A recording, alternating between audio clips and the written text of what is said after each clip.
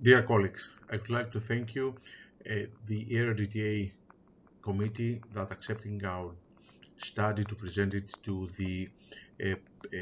to the ERDTA Congress in Berlin.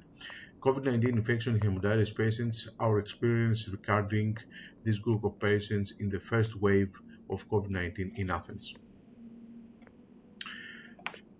Aims of our study are to report characteristics, rates, and outcomes of all our patients affected by infection with COVID-19 undergoing hemodialysis and treated under our care. This is actually an observation study.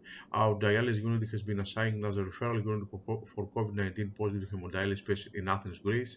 So we had the chance to register all the data regarding the clinical course of our patient population, age, primary cause of end-stage renal disease, clinical presentation, hemodialysis history, outcome, and days of hospitalization.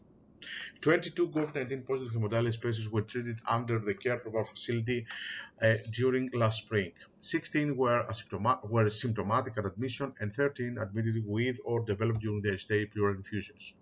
12 patients of our group died during their hospitalization. 3 out of 12 were admitted to intensive care unit. 6 patients were septic, 4 had respiratory failure, and 2 developed cardiovascular events. Roughly 14 days were the mean hospitalization days for the deceased patients.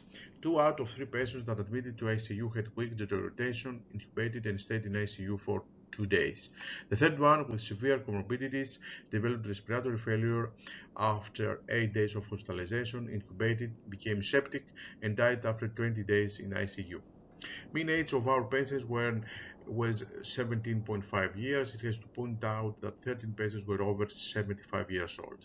Mean age was higher in those who died compared with those who were discharged with double negative COVID-19 patients. Median dialysis vintage of our patients was 63 months, and for the deceased ones was 18 months. Weight didn't seem to have a significant role in the outcome of our patients. To sum up, it seems that our study provides clues regarding regarding experience of caring hemodialysis patients with COVID-19. Mortality was high.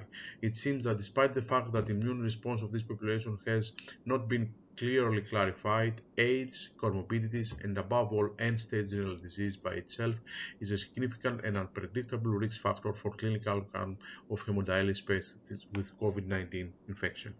Thank you very much for your attention.